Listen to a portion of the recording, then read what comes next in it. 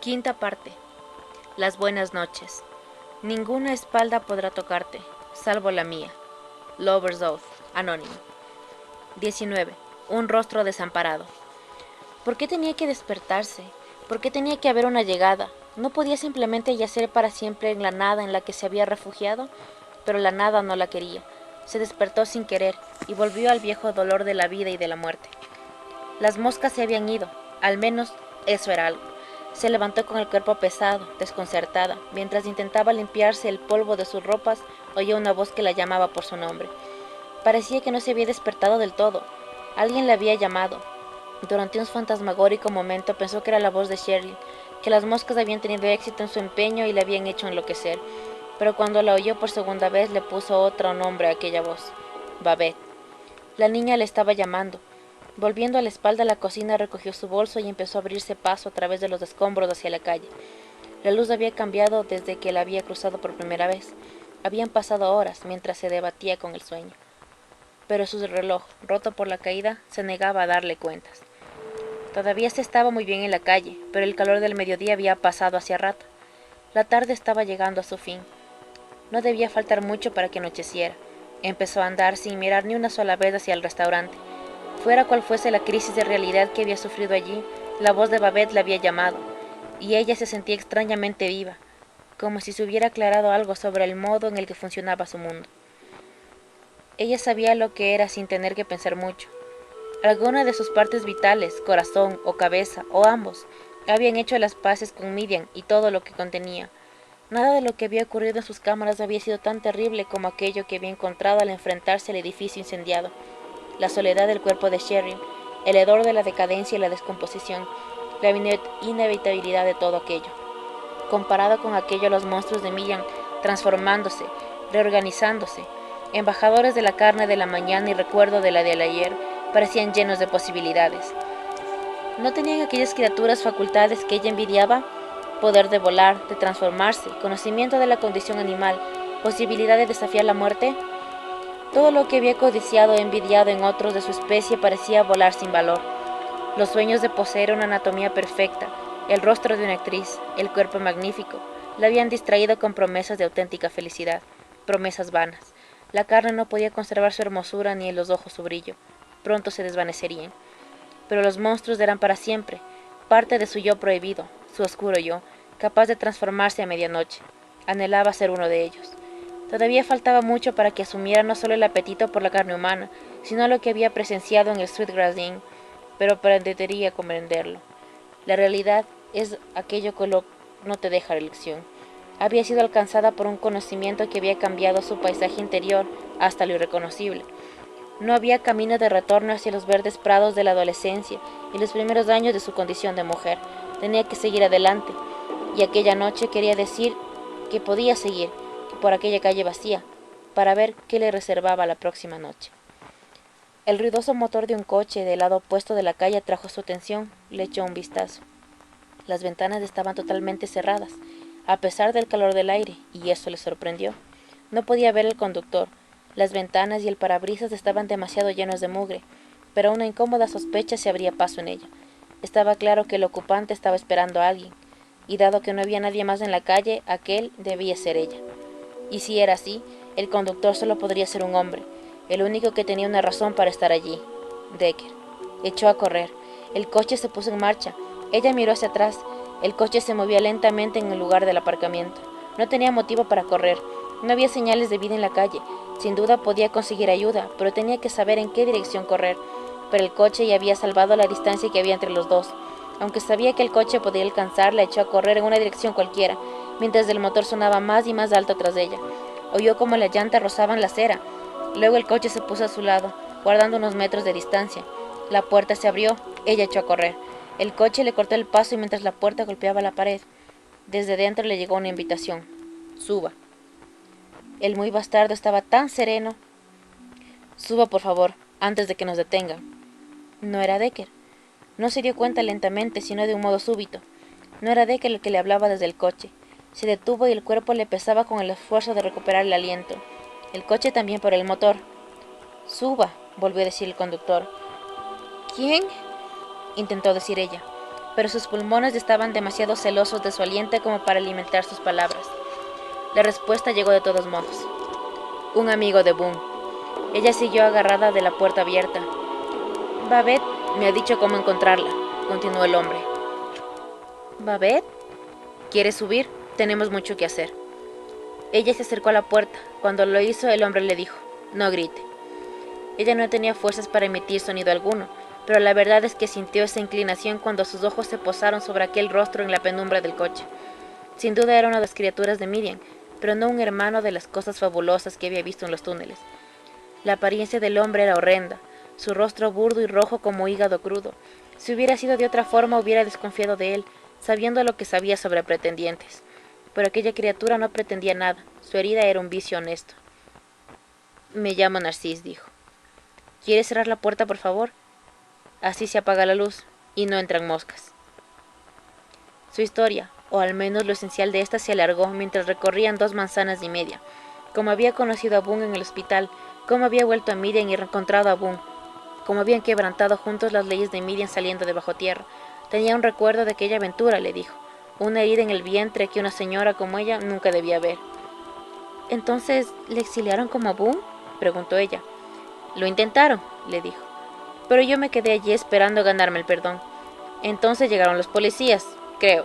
Bueno, vayamos al asunto. Tengo que encontrar a Boone y tenemos que acabar con lo que hemos provocado. ¿El sol no le mata? Quizá no estaría muerto mucho tiempo, pero no puedo soportarlo. ¿Sabe que Boone está en la cárcel?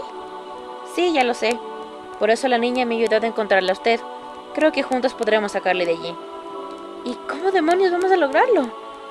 No lo sé, confesó Narcís, pero tenemos que intentarlo, y rápido. Ahora tienen gente cavando en Miriam.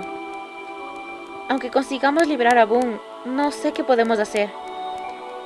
Él estuvo en la habitación del Bautista, replicó Narcís, y su dedo fue a los labios al corazón. Habló con Baphomet. Por lo que he oído, solo Lilesburg lo había hecho antes y había sobrevivido. Me imagino que el Bautista tendrá recursos para vencer, algo que nos ayude para la destrucción. Lori recordó el rostro aterrado de Boone cuando salió de la cámara del Bautista. No creo que Baphomet le dijese nada, dijo Lori. Estuvo a punto de no sobrevivir. Narcís se rió. Sobrevivió, ¿verdad? ¿Usted cree que el Bautista lo hubiera permitido si no hubiera tenido una razón? De acuerdo. Entonces, ¿cómo llegamos hasta él? Lo han encerrado de por vida entre 4 paredes. Narcís sonrió. ¿Qué es lo gracioso? Se olvida de cómo es él ahora, dijo Narcís. Tiene poderes. No lo olvido, dijo Lori. Simplemente no lo sé.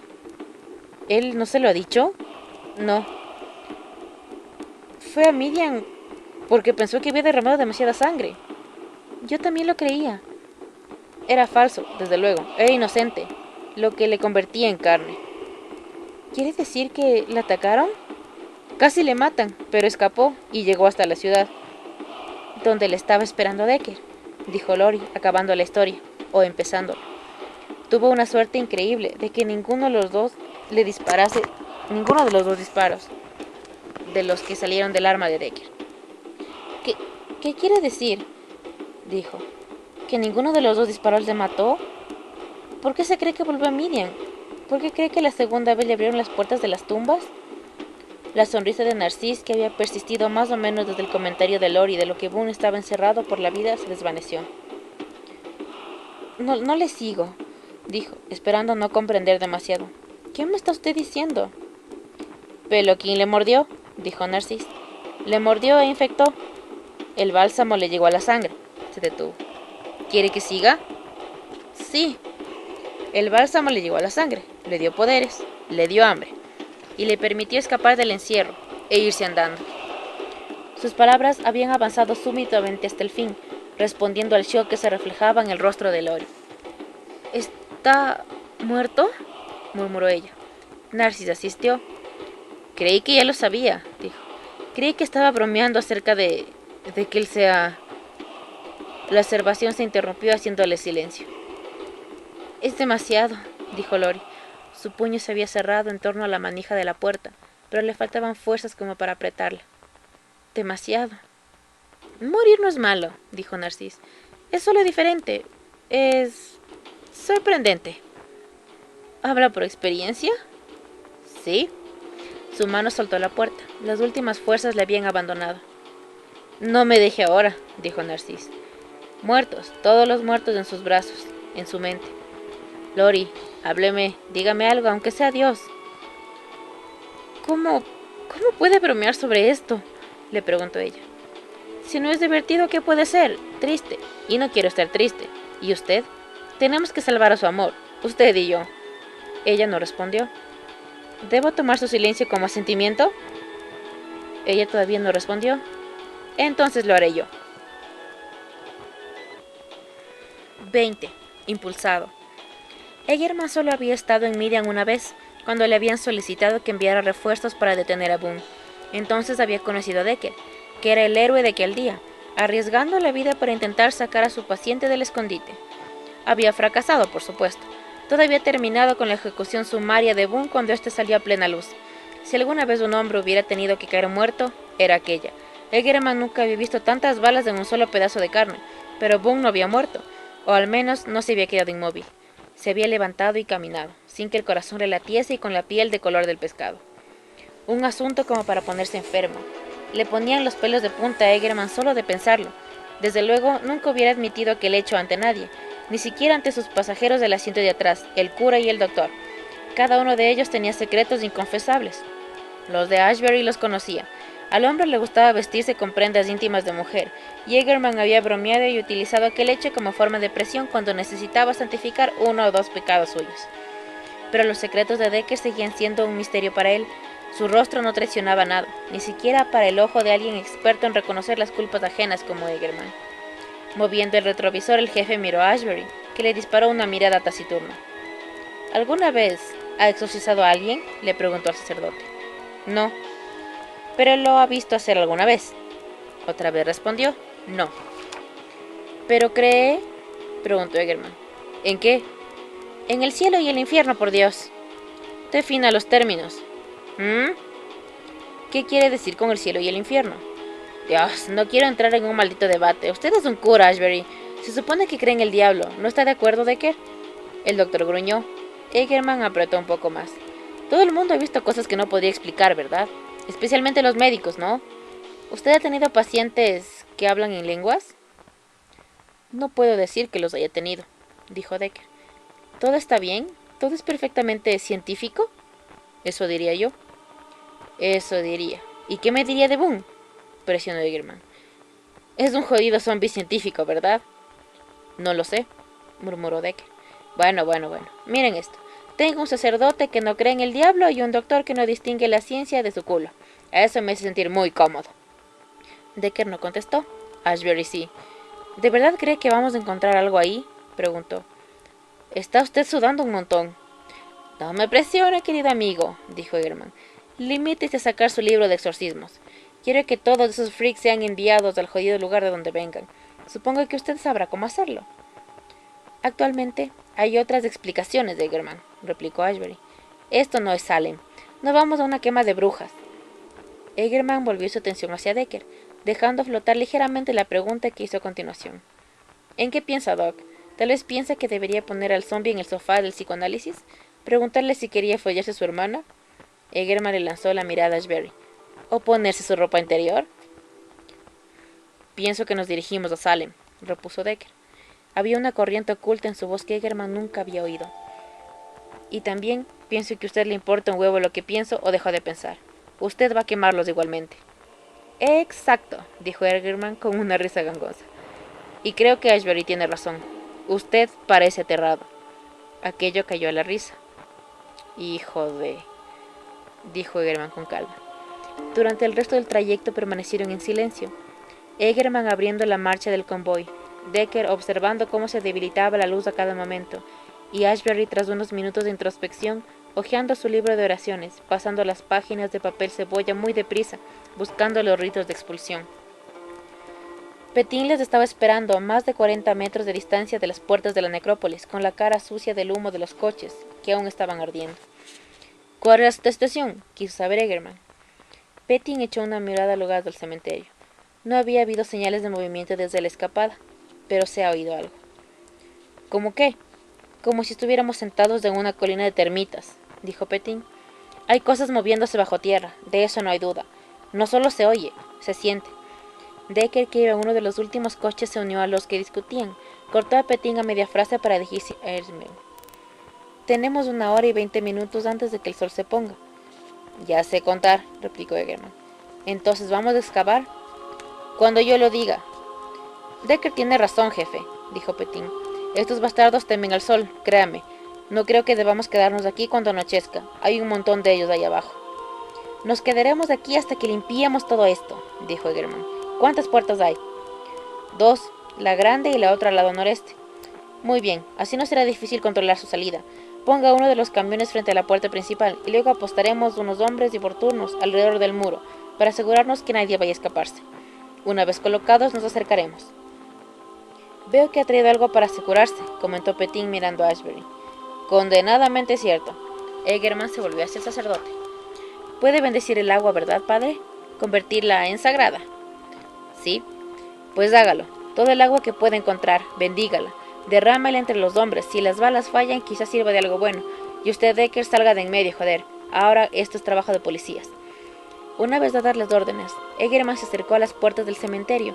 Cuando cruzó el polvoriento camino, rápidamente comprendió lo que había querido decir Petín con la colina de las termitas. Había algo moviéndose debajo de la tierra.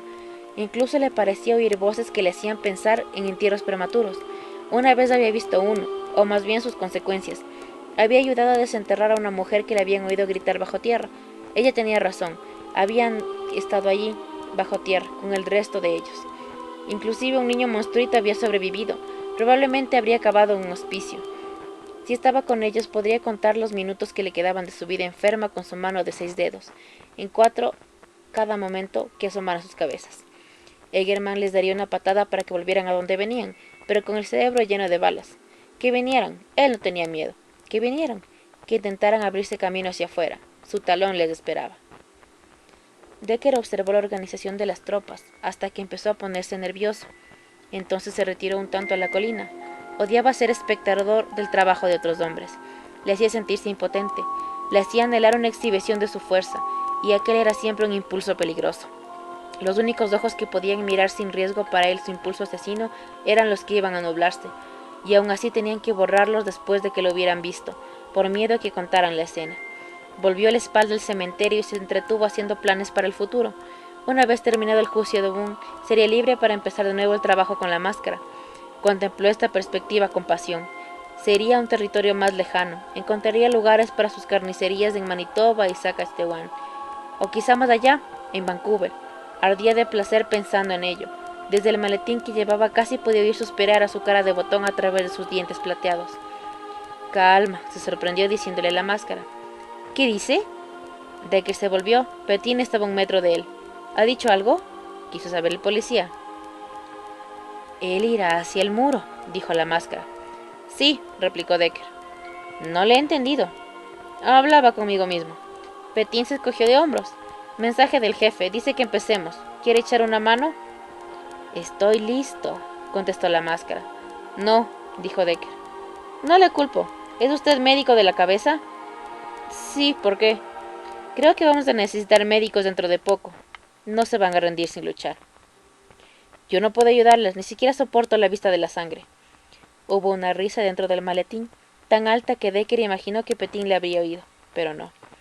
Entonces manténgase a distancia, dijo, y se volvió para dirigirse al campo de batalla. Decker estuvo en el maletín contra su pecho, fuertemente. Inclusive, desde dentro del maletín podría sentirse toda aquella presión. Desde dentro llegaba el ruido de la cremallera abriéndose y cerrándose, abriéndose y cerrándose. Cierra el pico, susurró. No me encierres, se quejó la máscara. Esta noche no. Si no te va a gustar ver sangre, déjame que yo la vea en tu lugar. No puedo. Me lo debes, dijo. Me lo negaste en Midian, ¿te acuerdas? No tuve otro remedio. Ahora sí lo tienes. Dame un poco de aire. Ya sabes que te gustará. Me verían. Que sea pronto. Decker no contestó. ¡Pronto!, chilló la máscara. Calma. Contéstame. Por favor.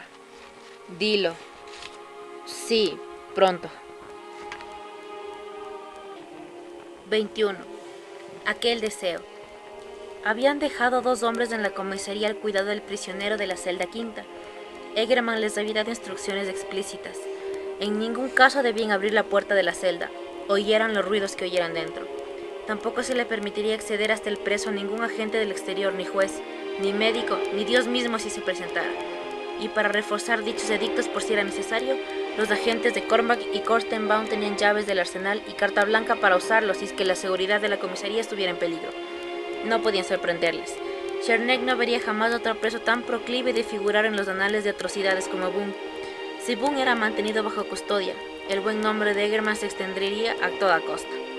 Pero había algo más que todo aquello, y ellos lo sabían. Aunque el jefe no había sido explícito sobre la condición del prisionero, habían corrido rumores. El hombre era de alguna forma uno de esos freaks, poseído por poderes que le hacían peligroso. Incluso detrás de una puerta cerrada, a cal y canto. Cormac se sentía agradecido de que hubiera tocado vigilar el frente de la comisaría mientras Corstenbaum vigilaba la propia celda. El lugar era una fortaleza. Cada ventana y cada puerta cerraban herméticamente. Ahora era simplemente cuestión de sentarse fuera con el rifle a punto, hasta que la caballería volviese de Midian. No sería muy largo. El tipo de basura humana que iban a encontrar en Midian, adictos, pervertidos y radicales, serían rodeados en pocas horas y el convoy de vuelta revelaría a los centinelas. Y mañana vendrían fuerzas de Calgary para tomar posesión del prisionero, de modo que las cosas volverían a su cauce. Cormac no se había metido a la policía para sentarse y sudar como estaba haciendo ahora. Se había metido por la sensación fácil que le daba una noche de verano, cuando podía conducir por la esquina de South y Emmet y obligar a las profesionales a poner la cara en su regazo durante media hora. Para eso le gustaba la ley, no aquella fortaleza sitiada. «Ayúdenme», dijo alguien. Oyó las palabras muy claramente. El que había hablado, una mujer, estaba justo frente a la puerta de fuera. «Ayúdenme, por favor». La súplica era tan lastimera que no podía ignorarla. Fue hacia la ventana armado de su rifle. No había cristal, ni siquiera una mirilla, así que no podía ver a la mujer que hablaba. Pero volvió a oírla. Primero un sollozo, luego un golpe suave que se debilitaba al llegar. «Tendrá que ir a otro sitio», dijo él. «Yo no puedo ayudarla ahora». «Estoy herida», le pareció que decía, pero no estaba muy seguro. Apoyó el oído en la puerta. «¿Me oye?», preguntó él. «No puede ayudarla. Vaya a la tienda más cercana». Ni siquiera llegó un sollozo a modo de respuesta, solo el más débil de los jadeos. A Cormac le gustaban las mujeres. Le gustaba al hombre dominante y vencedor, incluso al héroe, siempre que no tuviera que sudar mucho para lograrlo. Si se saltaba la norma, no era para abrirle la puerta a una mujer pidiendo ayuda. La voz sonaba joven y desesperada. No era su corazón el que se endurecía pensando en su vulnerabilidad. Mirado mientras, primero si Corstenbaum estaba atento, estaba fuera de la vista, para ver si atestiguaba su desafío de las órdenes. Entonces susurró: «Pasa», y desarrolojó la puerta. Solo la abrió unos centímetros y entró una mano cuyo pulgar le desgarró la cara. La herida erró el ojo por un centímetro, pero la sangre volvió al mundo rojo. Semicegado fue empujado hacia atrás con una fuerza desde el otro lado de la puerta que se abrió, pero él no soltó el rifle. Disparó, primero a la mujer, erró el tiro, y luego a su compañero, que corrió hacia el medio saltando para esquivar las balas. El segundo tiro, aunque falló como el primero, trajo sangre, pero no la de su objetivo. Era su propia bota, y la carne y el hueso que había dentro. Se le había desparramado por todo el suelo. ¡Jodido Jesucristo! En su horror, dejó caer el rifle de los dedos, sabiendo que no sería capaz de inclinarse a recogerlo sin perder el equilibrio. Se volvió a mirar sobre la mesa donde yacía su pistola. Pero pulgares de plata ya estaban allí, devorando las balas como si fuesen vitaminas. Sin defensas y sabiendo que no podía mantenerse en pie más de unos segundos, empezó a aullar. Fuera de la celda quinta, Corstenbaum se mantenía en su puesto. Había recibido órdenes. Pasara lo que pasase más allá de la puerta y en la propia comisaría, él tenía que seguir guardando la celda, defendiéndola de cualquier ataque. Y eso estaba decidido a hacer, por mucho que gritase Cormac. Aplastando su cigarrillo, quitó la placa de la cerradura de la celda de al lado y puso los ojos en el agujero.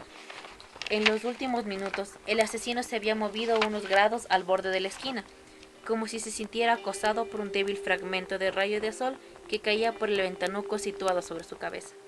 Ya no podía moverse más. Estaba agazapado en la esquina, desplegado sobre sí mismo.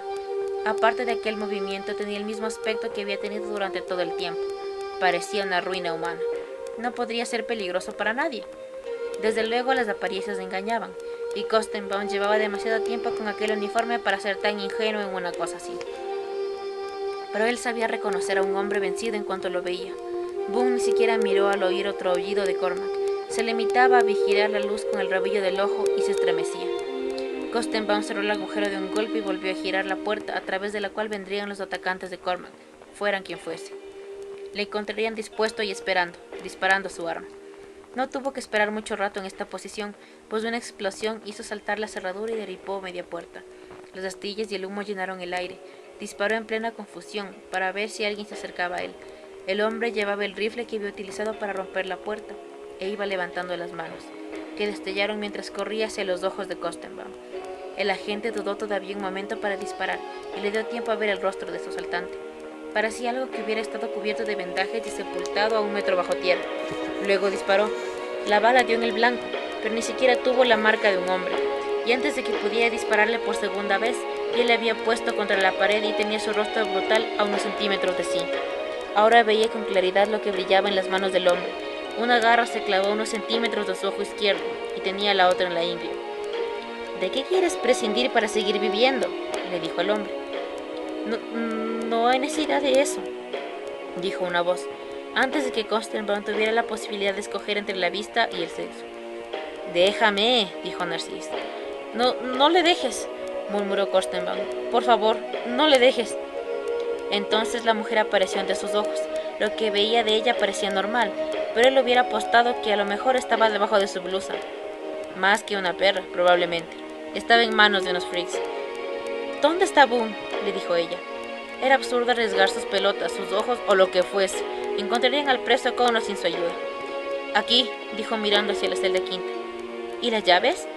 En mi cinturón. La mujer lo alcanzó y sacó las llaves. ¿Cuál?, preguntó. La azul. Gracias. Ella se volvió hacia la puerta. Espere. ¿Qué? Haga que él me deje en paz. Narcís, dijo ella. La garra se retiró de su ojo, pero la de la ingle siguió allí, pinchándole. Tenemos que darnos prisa, dijo Narcís. Lo sé, contestó la mujer. Costenbaum oyó abrirse la puerta.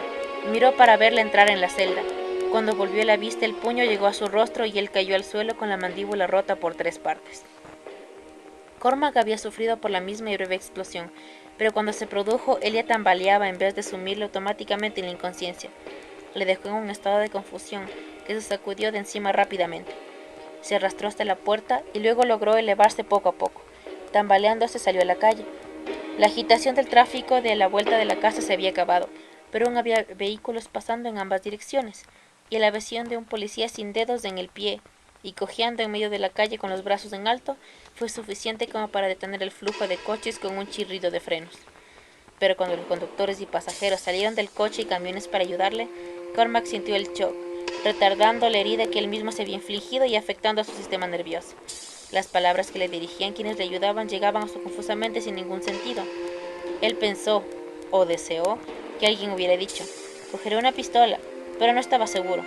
Esperó y rezó para que así fuera, que su trabada lengua les hubiera dicho dónde encontrar a los criminales, pero aún estaban menos seguros de eso. Pero cuando el coro de caras se borraron en torno a él, se dio cuenta de que su chorreante pie había dejado un reguero que orientaría a aquella gente hacia los transgresores. Reconfortado, se desmayó. «¡Boom!», había dicho ella. Su pálido cuerpo desnudo hasta la cintura, lleno de cicatrices y sin un pezón, se estremeció cuando ella pronunció su nombre, pero no la miró. «Nos vamos, ¿quieres?». Narcís estaba en la puerta, mirando al prisionero. «No sirve de nada gritar así», dijo ella. «Déjame a solas con él un momento». «No hay tiempo de folletines». «Lárgate». «Vale». Alzó los brazos en una burlona rendición. «Me voy». Cerró la puerta. Ahora solo estaban ella y Boone, la viva y el muerto. «Levántate», le dijo ella. Él solo se estremeció. «¿Quieres levantarte? No tenemos mucho tiempo». «Pues déjame», dijo él. Ella ignoró el sentimiento, pero no el hecho de que le hubiera roto su silencio. «Háblame», le dijo. «Debes irte», le dijo él, vencido en cada una de sus palabras. «Te arriesgas para nada». Ella no se esperaba aquello. Quizá no estuviese enfadado por dejar que le atrapasen el Sir Grasnin. Sospechaba de que hubiera venido con alguien de Midian, pero no aquella forma de mascullar en una criatura rota, agazapada en un rincón como un boxeador, tras luchar en demasiados combates. ¿Dónde estaba el hombre que había visto en el motel, transformado en orden de su carne ante ella. ¿Dónde estaba la fuerza que ella había visto? Y su apetito. Apenas parecía capaz de levantar su propia cabeza. Le hubiera sido imposible llevarse un trozo de carne a la boca. Aquella era la salida, pensó súbitamente. Aquella carne prohibida. Todavía noto su sabor, dijo él. Había tanta vergüenza en su voz, el ser humano que sentía repulsión por la bestia que en que se había convertido. No tenías conciencia, le dijo ella. No tenías control de ti mismo.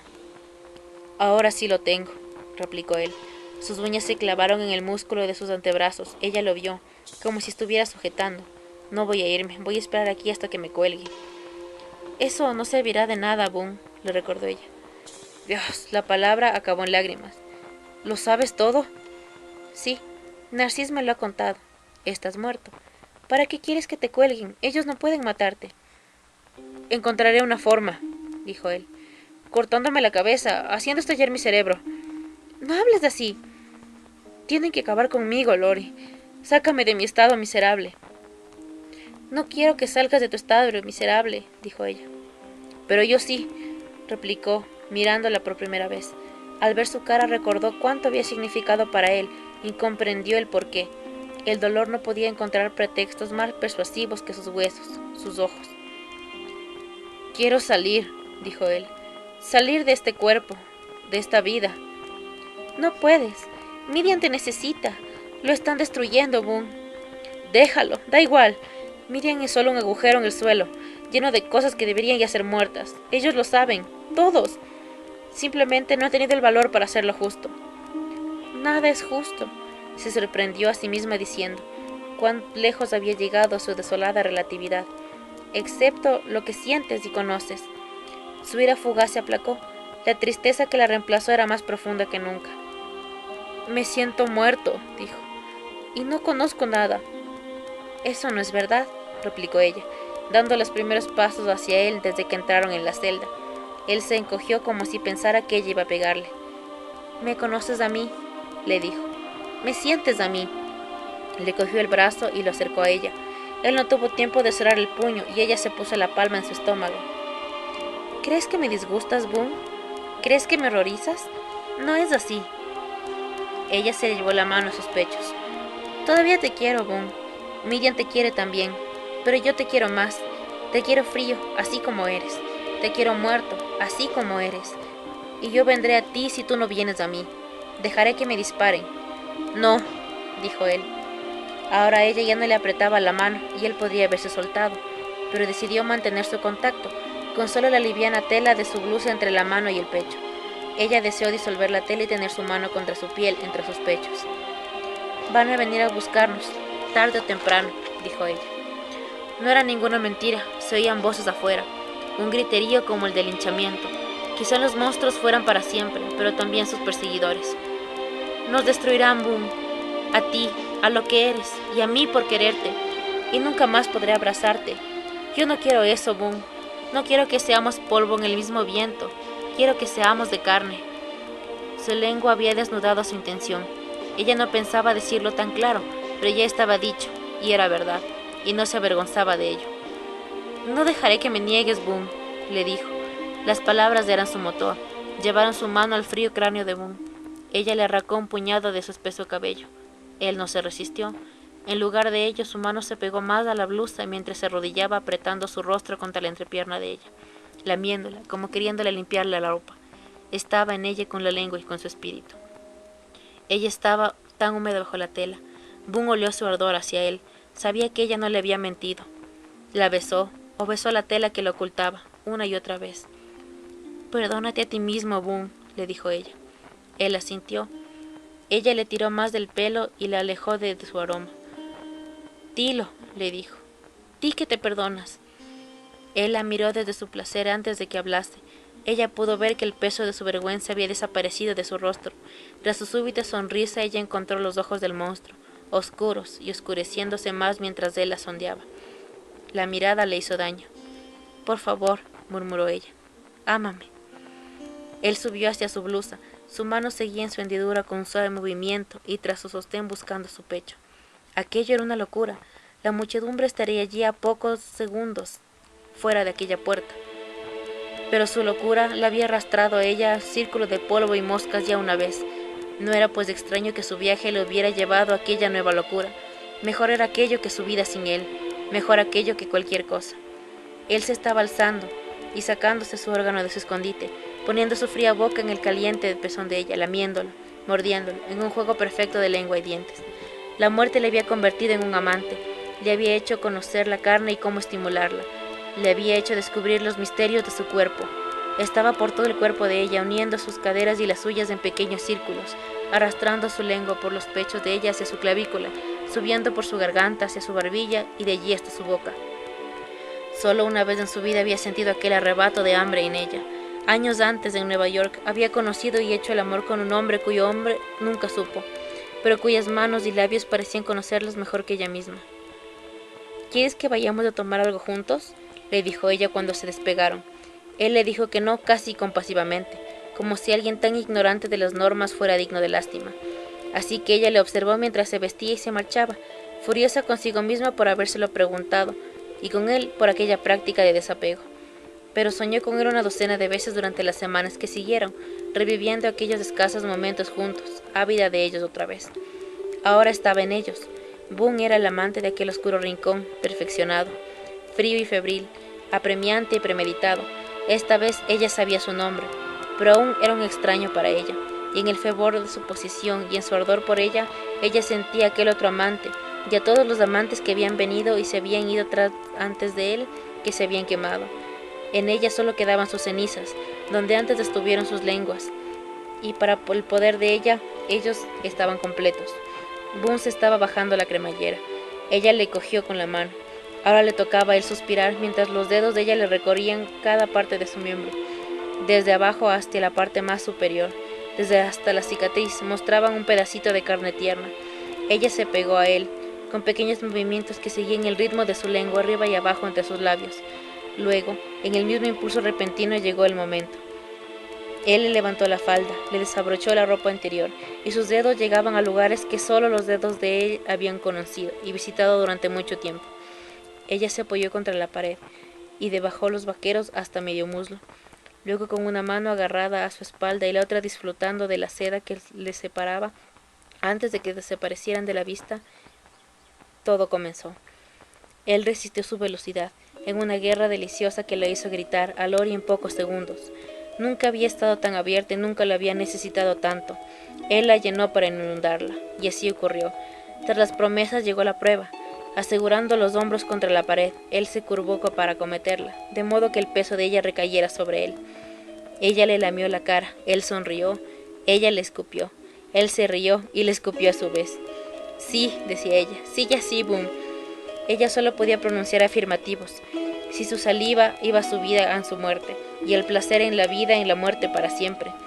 La respuesta de él fue a través de sus amorosas caderas, sin trabajo, sin palabras, de dientes apretados y cejas surcadas. La expresión de su rostro provocó el espasmo de ella. Verle cerrar los ojos de su placer, saber que la visión de su placer le llegaba demasiado a él como para poder contenerse. Tenían tanto poder el uno sobre el otro. Ella demoraba su movimiento, moviéndose, con una mano agarrada a los ladrillos que había junto a la cabeza de él, para alzarse sobre sí y luego volver a empujar por sí misma. No existía una herida tan agradable. Ella deseaba que no se detuviese nunca, pero había una voz en la puerta. Ella la oía a través de su gimiente cabeza. ¡Deprisa! Era Narcís. ¡Deprisa! Boone también le oyó, y de fondo el alboroto de los linchadores congregados. Él se adaptó a su ritmo para ir al encuentro de su declive.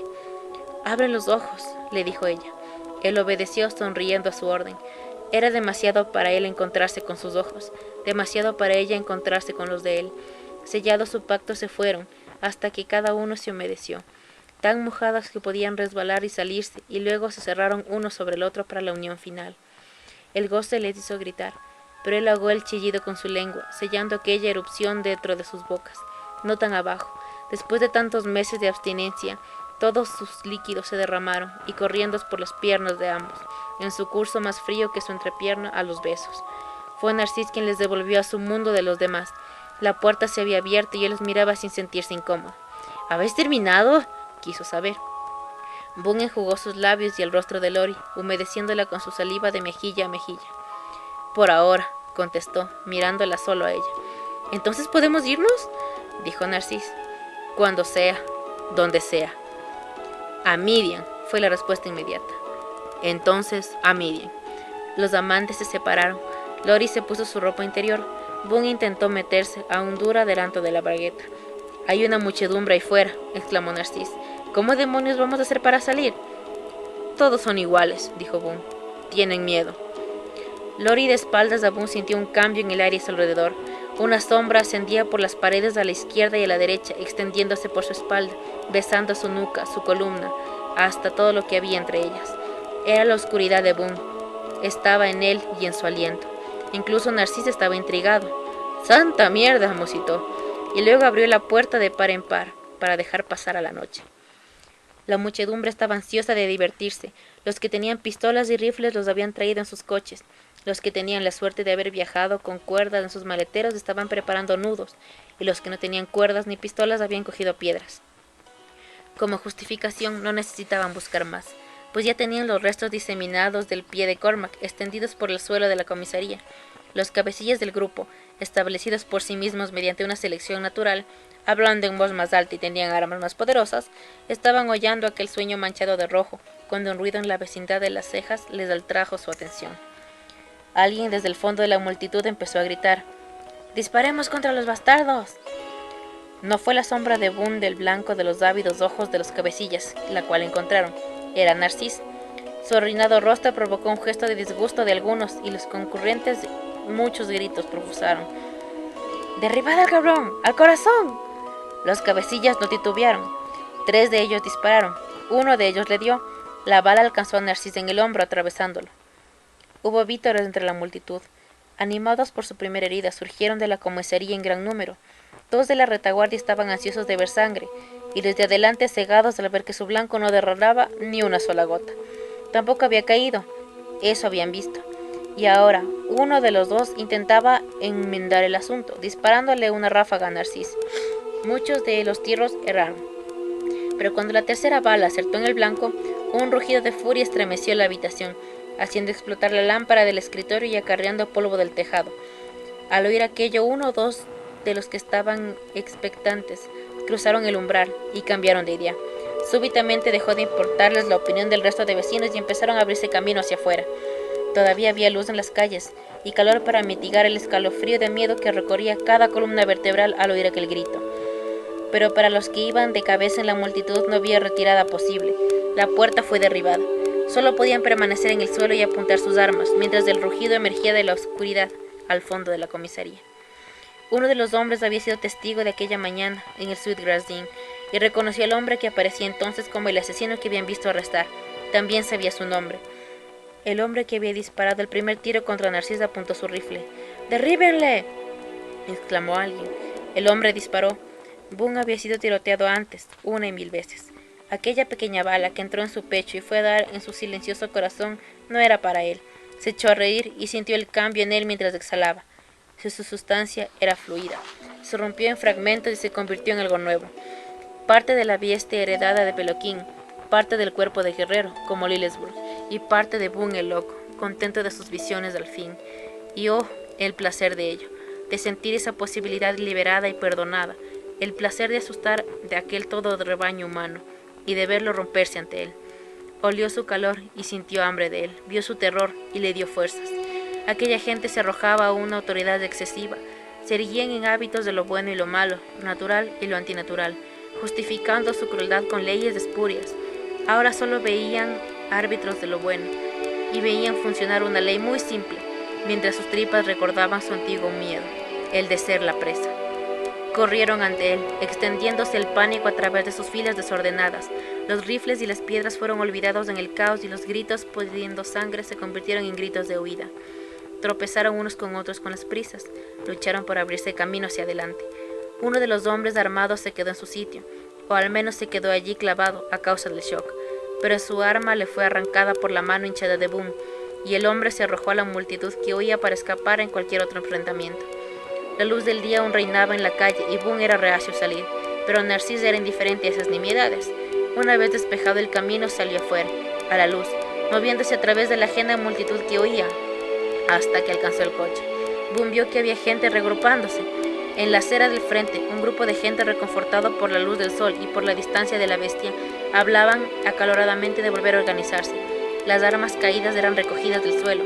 Podría ser solo una cuestión de tiempo en cuanto se desvaneciera el shock causado por la transformación de Boone y reanudaran su ataque. Pero Narcís era rápido. Ya estaban en el coche y le había puesto en marcha cuando Lori llegaba a la puerta.